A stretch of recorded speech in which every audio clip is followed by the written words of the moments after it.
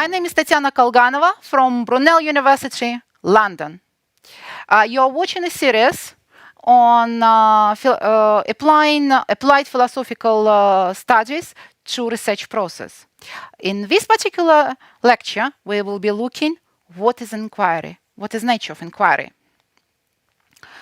The aim of our session now is just trying to understand the importance of inquiry in research process. Why do we need it and why we need to concentrate on this? As the outcome of this lecture, you will understand the theoretical importance of inquiry and apply the gained knowledge to the practice. As usual, before starting this course, you need to make sure in front of you there is one state-of-art review paper on research area and 3 research journal papers, top research journal papers in your area. These are 4 masterpieces of a work which are provided by leading researchers in your area, which you will learn how to do research during this analysis. In addition to this, you always need to start to think about your dissertation, about your completed work. Only by thinking all about your work and how all your knowledge about your project can be applied in philosophical principles, you will start to learn how to look into your work differently. Let's start with basics. What is inquiry? Inquiry, by itself, by nature, it's a question. It's questioning. Okay, so it's the instance of a question saying, there is a question about my training. We made inquiries of all those who were present. Inquiry, by nature, is the searching for the knowledge, is searching the answer for one particular question. According to Gotsky, inquiry is a systematic investigation of a matter of public interest trying to answer one particular question. In other words, inquiry is define the questioning, the instance of a questioning. So trying to understand one subject you're going to investigate. So we just learned that inquiry is about the question. What is the main question your research paper is trying to answer? What is the main research question? What is inquiry your project is trying to answer? Open your papers and have a look and write it down. One question each paper is trying to answer. As a result, you will have 5 different questions. One question is going to be for your literature review paper. 3 questions is going to be for your 3 research papers. And most importantly, 1 research question or 1 inquiry is going to be for your 1 project. The nature of inquiry. Once we know what question we are going to answer, we need to try to answer this. When we try to answer this question, we are always getting in one of these 3 categories. The nature of inquiry is based on data, information, and knowledge. When we try to understand the basics and definition of the data is the term we use for the mass of routine or purposely acquired material that we have available. So this is material we are using to answer our question. Information. Information is meaningful material we extract from the data. Knowledge, it's transformation of the data and information into shared, collectively owned the knowledge which everyone can be used in social processes, business processes or engineering processes. Action provides us research impact. How important our research and what would what influence it will bring to our research. Now, we know that nature of our inquiry lies with 3 main elements: data, information, and knowledge. Data provide us inquiry skills and provide us data processing. From data, it will lead to information. From information, based on collaboration, knowledge creation, we will get to the knowledge. Let's have a look at an example. All of us are using the weather forecast. And where all of us are looking for the data to have a look what temperature is going to be. It was not happening all the time in the history of our population, so that everyone has the ability to have a look what is weather forecast for the following 10 years. Previously, it was in old years, it was no thermometers. And if there were thermometers, it was some particular people which will be recording the temperatures during every day, once a month or yearly. This recording of the temperatures, particular temperatures, whatever it's sunny, cloudy, and so on, this will provide us data. This data, if we will take the data with recording of temperatures, will mean nothing to us. For example, our temperature recording could provide us winter with -10. If I will say -10 winter in Siberia, they will tell me, oh, well, it's about right, it's not very cold. If I will say -10 in UK, they will say it's extremely cold and we need to dress up very well. Understanding and perception of the numbers is very different depending on different populations.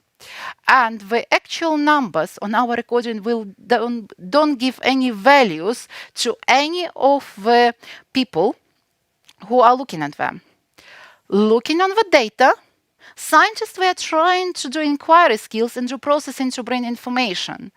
If I will have all my data presented in the table and represent them by the graphs, I will find out that during summer, I will have a warmer temperatures. During winter, it will be a lower temperatures in UK. As a result, looking on quite a lot of recordings and anything, I can start to generate the graphs which will lead me to information that I will have a higher temperatures in summer and lower temperatures in winter. Based on our collaborative knowledge creation, based on a number of research done by researchers, we will get to the common knowledge creation, which will tell us in UK, winter is cold, summer is hot. This statement is become our knowledge, publicly used knowledge, knowledge used by society to define whatever is going to be winter. I need to dress up as using winter clothes, for summer using summer clothes. Can we see that this process of getting our knowledge started with data, transformed to information, and based on collaborative creation, it gets to our knowledge. This is the nature of inquiry. In research papers, when you start to look in research papers, it's not necessary you will see clearly defined process for each research paper. You may find out that some research papers will be focused only on data collection, and it's a very important part of our research. Some papers will be more advanced, they will be using somebody else's work on data collection or will do data collection by themselves, which will lead them to obtaining some type of information. Once the research topic has been saturated and brings some significant contributions to answering one particular research question, we can generate a knowledge, combined knowledge, which this can be publicly used. In our tasks, having our 3 papers in front of us, of research papers and literature review, can you please define if in your research papers it's used data, information, knowledge? Most importantly, what is important, you need to have a look. If the data are used, what are the data? If information has been used, what information has been used?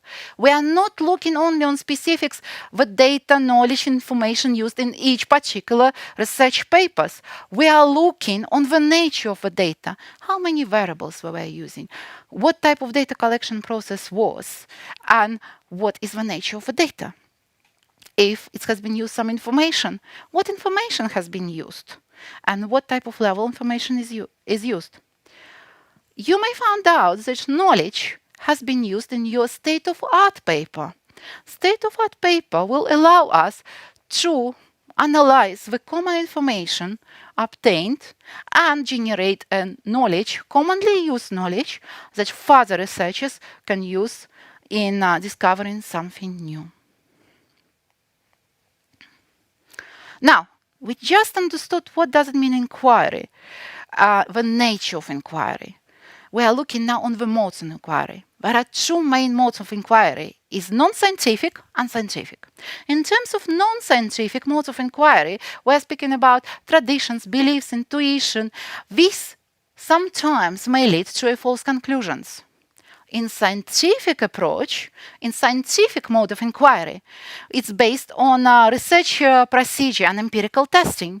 We are looking on different directions of this and using this subjectivist and objectivist. We are speaking about using such terminology as objective or subjective to define the quality of our research testing and empirical testing going on.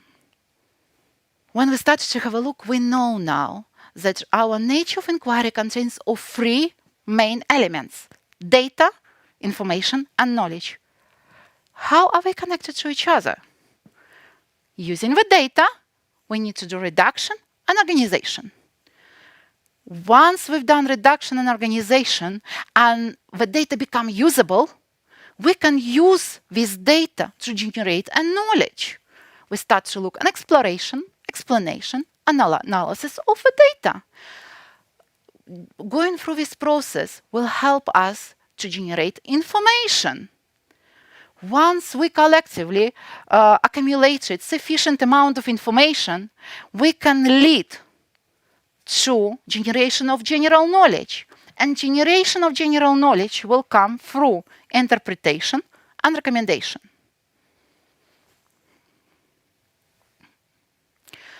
Now, looking on your research project, can you please try to identify what type of links between data, information, and knowledge has been used in each research papers? How some data get to information, or how some information get to knowledge.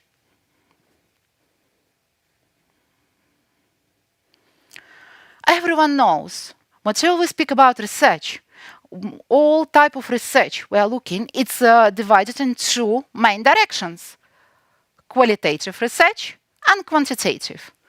Qualitative research, it's based on analyzing the meaning without using of numerical values.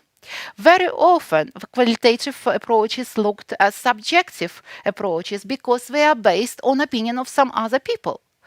Quantitative approach, in opposite to qualitative one, focuses on numerical values. It cannot be, temperature recording cannot be modified based on my opinion, what I'm reading there.